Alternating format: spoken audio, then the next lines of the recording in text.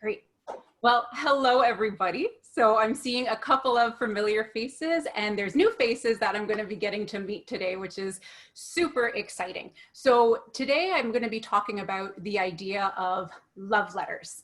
And it's going to be a bit more of me talking, telling a bit of anecdotes, and letting you reflect during that process as well, and then planting a few seeds in your head where we could have some conversation perhaps after this session to think about your personal journey and where you're going right now and how love letters could be utilized. So my first question for you, and I'd say by a show of hands, but we've got a number of computer screens, so you know what, put them up, don't put them up.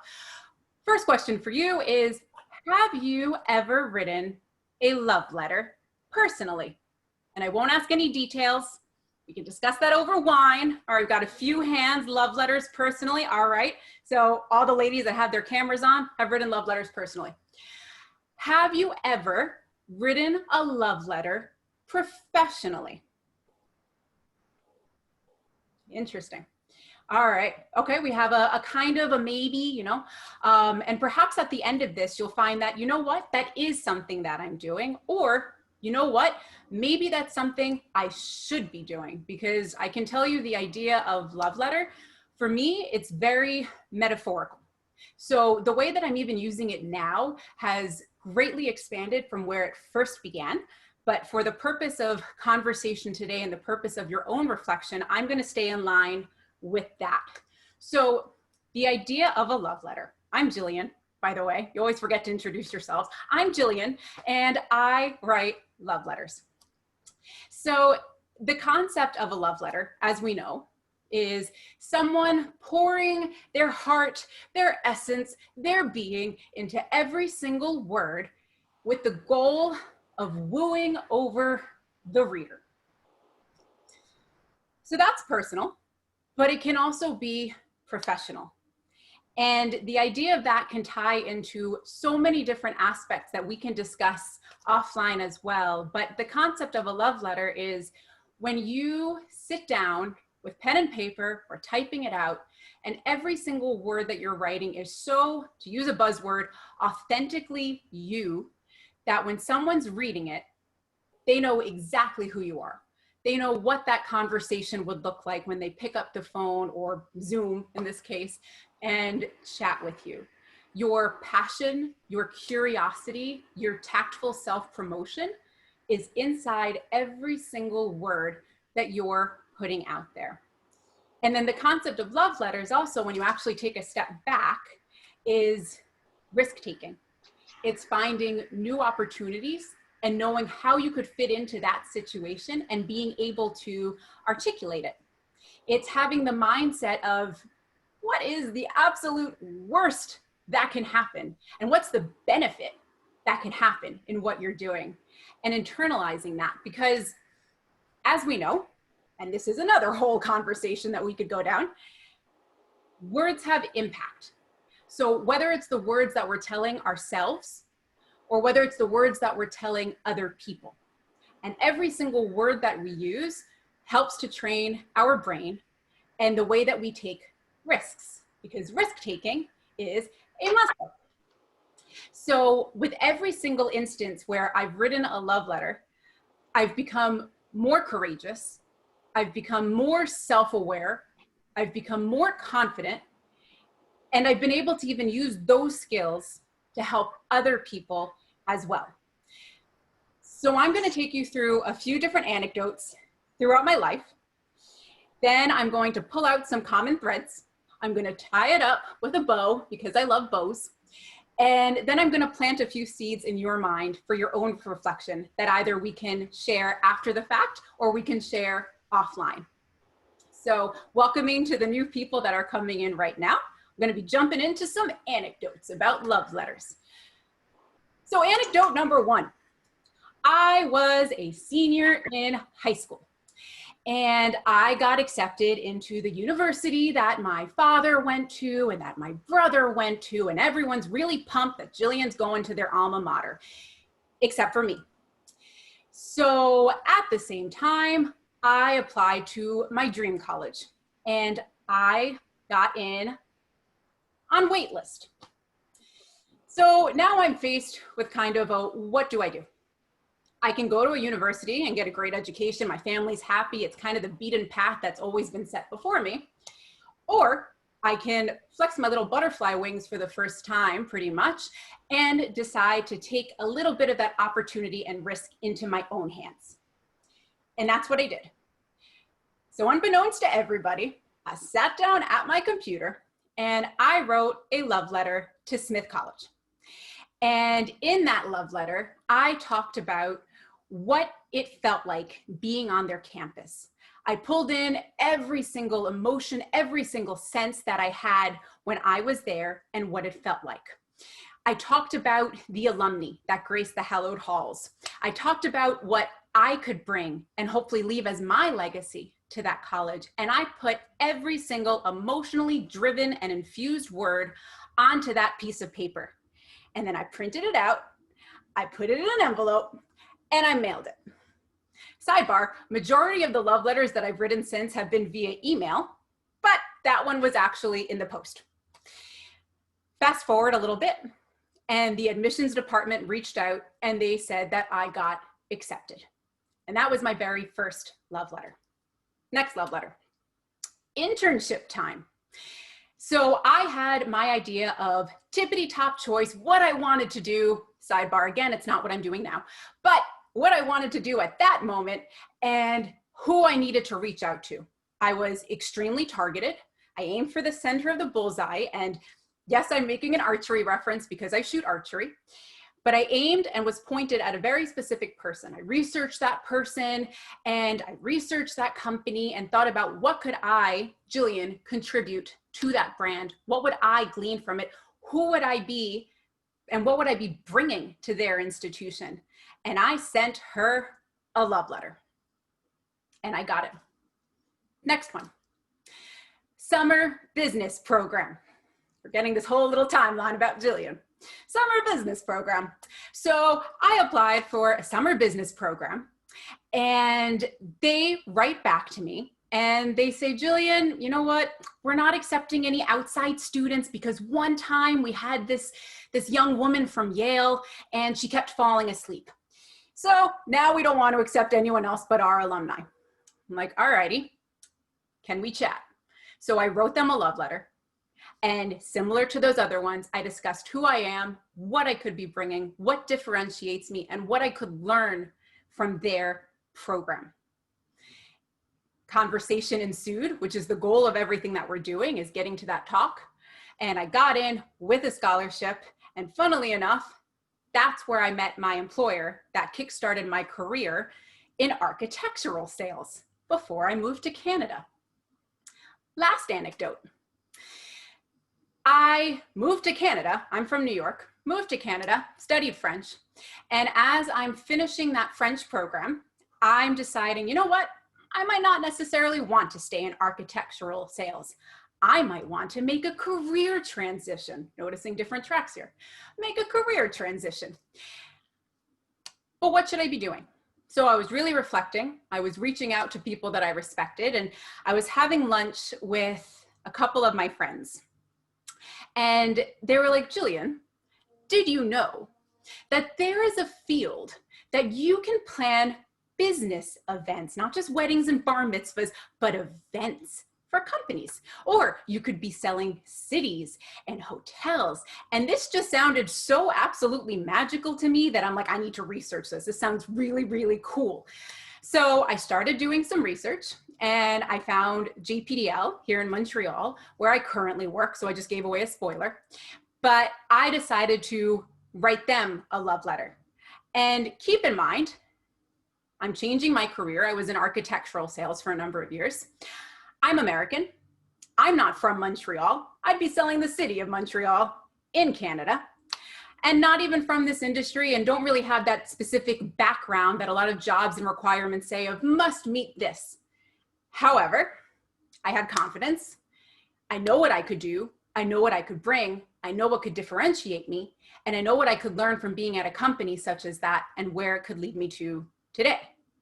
And that's exactly what happened. So a conversation ensued and I got the job And fast forward, now I'm speaking to you about love letters. So all of this to say is we're all coming in with different perspectives at this point. Some of us are temporarily unemployed. Some of us are unemployed. Some of us are working at companies where we might want to make a change. And some of us are actually questioning if we want to actually stay in this industry. And as I moved along on each of those stories, even though some of them are at university age, they all have some common threads to them. So for example, the idea of that path that was laid out before us, and then taking that step off the beaten path. The idea of knowing yourself so intimately, so well, that you write the antithesis of a cover letter. This is not a template cover letter. This is not a to whom it may concern, please find attached my resume.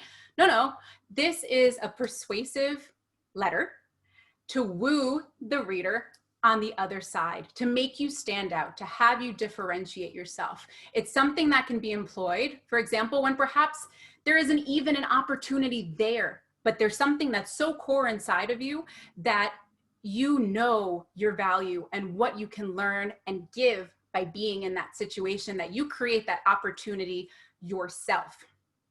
It could be getting that rejection. Like, I got that no. I was told they don't accept outside students. But at the same time, I humbly put myself forward of, let's have a conversation. Let's discuss this a bit more. And that goes with the idea of asking without the intention of necessarily receiving, but asking for it. Because at the end of the day, what is the absolute worst thing that can happen? You keep doing exactly what you were doing before, or perhaps you have a new opportunity at hand that you can run with.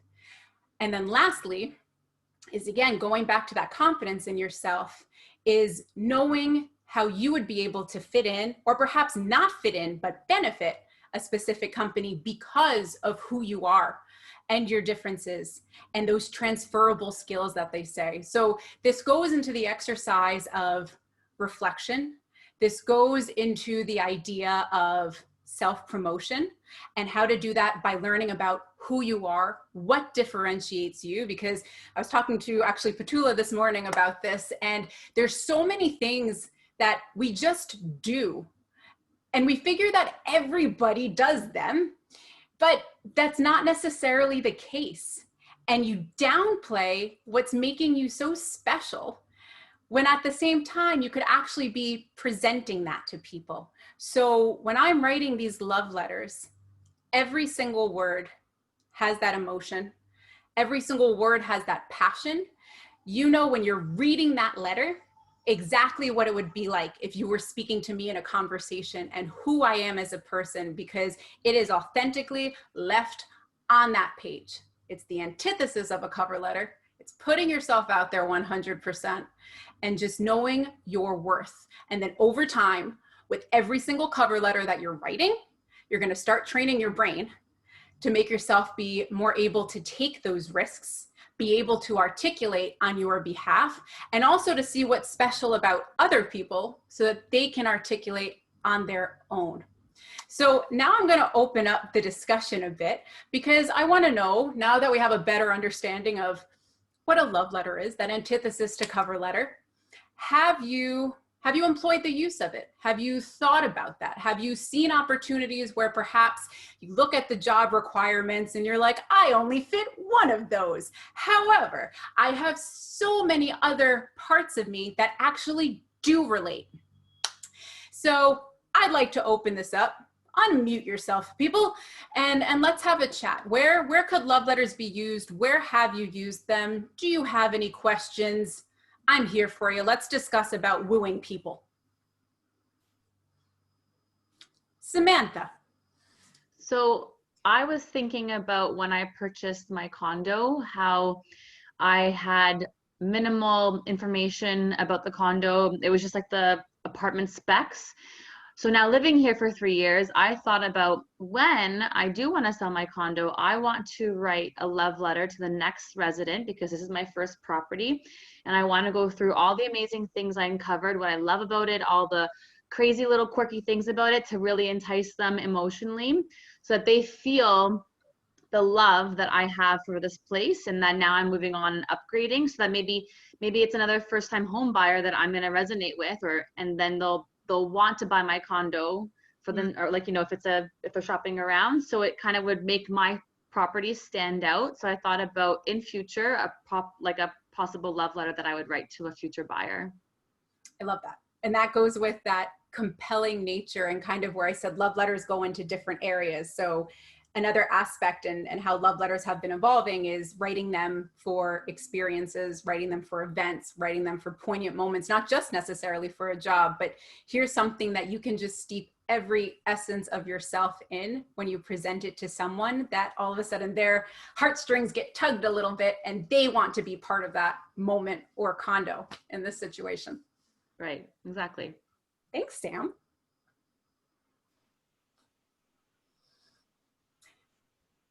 Christy. So I have an example of a love letter that didn't work and then a love letter that did work. Right. So when I did a lot of theater, I wrote a lot of love letters to theaters after I auditioned, and that isn't going to help you if they didn't like you. And there was an opportunity where I actually did, for a week, a friend of mine had all of the submission information. So for a week, we were all able to kind of submit ourselves for jobs we wouldn't normally get seen for. So I did have a love letter that talked glowingly about how you wouldn't normally consider me for this part, but I did get to that audition. But a more effective track was when I was engaged in selling my company about 5 or so years ago. It was pretty much like an 18-month process, and we met with a lot of leadership teams.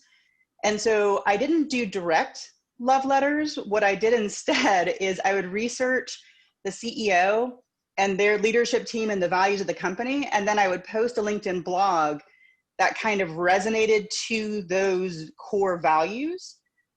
And so, because everybody before they meet you is going to look at your LinkedIn profile. So what I would do is I would publish the blog, and I knew that it would be a good meeting if they had already read it and liked it or commented on it before we even met.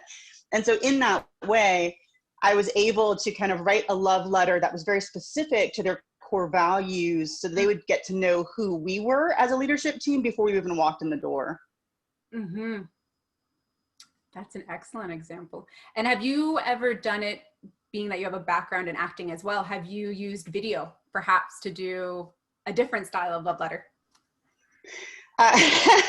Yeah, when we owned Plan Your Meetings, I used to do love letters to our audience all the time. And in my current role at MPI, I manage our chapter operations as well as our community segment. So I feel like I give a lot of love letters in very subtle ways. Mm-hmm. But yeah, I mean, that would be probably the closest thing too. Excellent.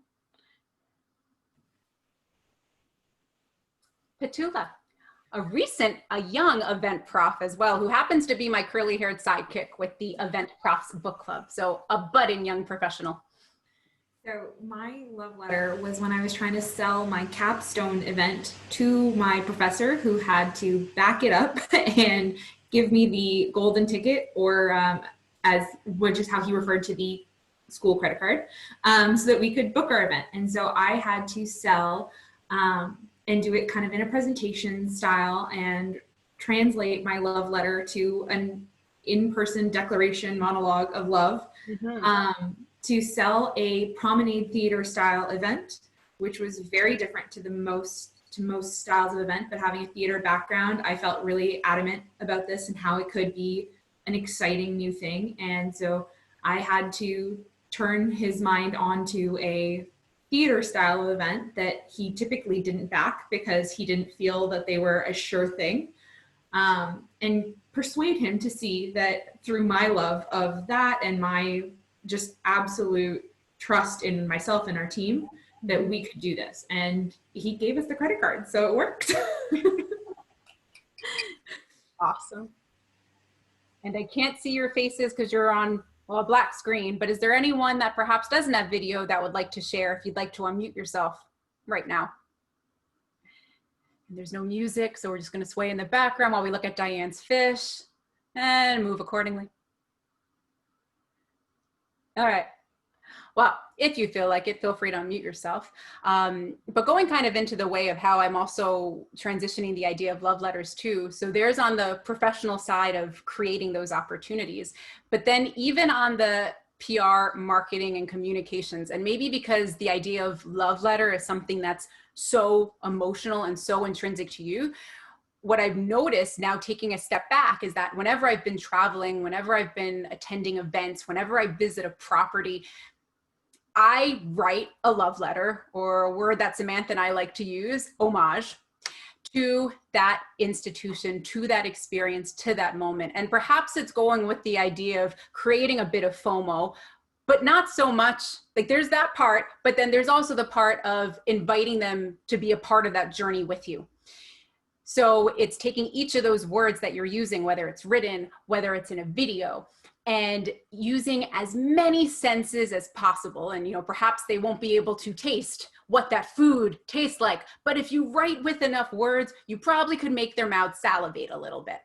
So just how even my journeys have been taking me in my professional travels, I like to write accounts that I can share with other people on social media about what that experience is like. And it's kind of being a hype person, it's kind of like being PR, it's kind of like being communications, but you're letting people experience that journey with you. So I'm gonna pose another question is, has your style of writing, let's say on social media, changed? And perhaps over time, have you written in a more kind of encompassing and global way, a more emotive way, so people can understand what it feels like to be in that moment, whether or not they were there? And then I would add on top of it, that's going to be something really intriguing, thinking of this now, when it comes to hybrid, because you're going to have those people that are actually on site and then also experiencing another aspect of that event off-site, but still in that moment together, yet separate. Reflect. Diane. Yeah, so I actually own a travel and event company. And so I have really struggled with trying to convey, you know, this wanderlust and all this kind of thing over the last 6 or 7 months. Mm-hmm. And so that's one of the reasons that I was intrigued to attend the session today, is to maybe try and figure out how I can be writing differently, because I'm usually fairly good with social media and things like that, but you know, just trying to assure people that it's going to be safe to travel with me, and all that kind of thing. So I'm trying to have that connection with people, and so that's sort of what I'm looking for right now. So just wanted to throw that out there. Hi, Jillian. I just wanted to let you know I was so engrossed in the conversation that we've actually run over our time. And so. Do we have till 12:50, I think? 12:20 to 12:50? Oh, okay. That's my mistake. Got a few more we are minutes. in our last Time right we're in our final countdown. Yeah, I got it. So Diane, we can connect offline about that, because that is something that's really intriguing. And I think it's something that differentiates companies now, because especially how we're traveling is what we're doing right now. We're seeing it from a screen. We might not be able to get those site visits. So what are those virtual site visits? What are the words that we're putting out there? What's the communication that's being exposed to people? And how can we get them excited in ways that we weren't necessarily before? We'll discuss on LinkedIn. Samantha. With my writing style, I've definitely become more vulnerable and very transparent. I'm always tying in some sort of a personal component to it so someone can actually understand my experience. And I think because of that, that breeds authenticity, and they don't feel like it's such a sales pitch. They actually feel like I'm talking from the heart. So working with the company that we work for to develop our sales decks, like just being honest and transparent is the key to really hit those heartstrings to get someone's buy-in. Because when it's too staged and it sounds too scripted, and you know, it doesn't hit home. But when they're able to recount, you know, the difficulty of COVID and what it really did for the company and whatever, I feel like, wow, okay, they're being really open and honest, and it makes me have more trust and buy-in. So my writing style definitely has become much more personal and honest. Excellent.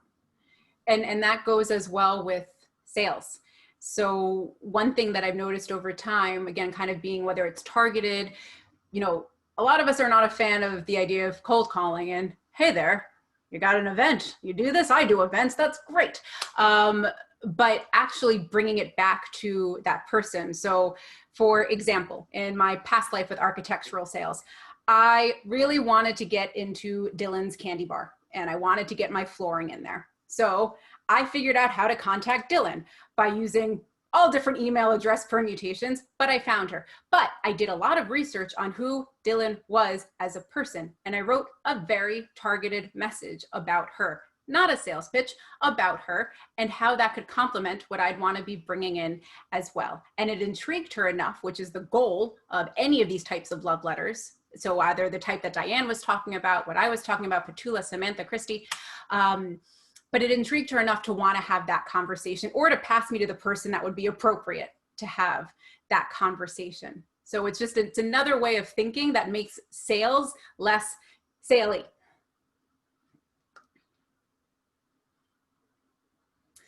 So a few more black screen, just in case anyone wants to share anything. We're moving to Diane's fish once more. It's nice to move a little bit. All right. Well, I would welcome you to think about if perhaps you're pursuing new opportunities, if perhaps your company has completely evolved like many of ours have, is what type of messaging are you putting out there, whether it's on behalf of your company or on behalf of yourself? How are you adapting that messaging to today's new reality, a new normal? What does that look like? How can you bring in your personal experiences? Because at the end of the day, just like this whole summit, it's about talking with one another, and you're talking to people that have feelings, people that drink beer, people that go shopping, people that don't know what tomorrow holds. And being able to convey everything that you're thinking, everything that you're feeling, and put it into that antithesis of a cover letter that's just so imbued with passion, so imbued with love that it can literally only be called a love letter. So if you would like to chat about this later, I have my name either down on the bottom of my screen or in the chat. We can connect on LinkedIn. I'm going to be around the summit. I've got another session in a little bit called the one with the celery. And then a couple sessions tonight called Sip and Share, where we're going to be drinking and answering questions, which sounds really fun. So I thank you all for joining in today. And I hope that you get so much out of the rest of this summit, because it's absolutely spectacular and quite the experience. So yay, everybody, your beautiful faces. If you want to unmute, you want to say anything, otherwise I bid you adieu. I bid you safe travels to your next session, you know. Thank you. Thanks, Christy. All right, thank you, Jillian. Yeah. That was a great session. I learned a lot, and so I might need to put some pen to paper soon. Excellent. I was gonna say we should send you a love letter. Oh. We'll send you a love chat, Jillian. I would love a love chat. Send me a love chat. Well, have fun with the rest of the day, everyone. And I'm gonna see you around, and Diane, we'll chat offline. All right, thank you all. All right, bye. Thank you, Jillian. Thank you so much. All right, good luck with the rest of your sessions. Thank you. See you later. Bye-bye.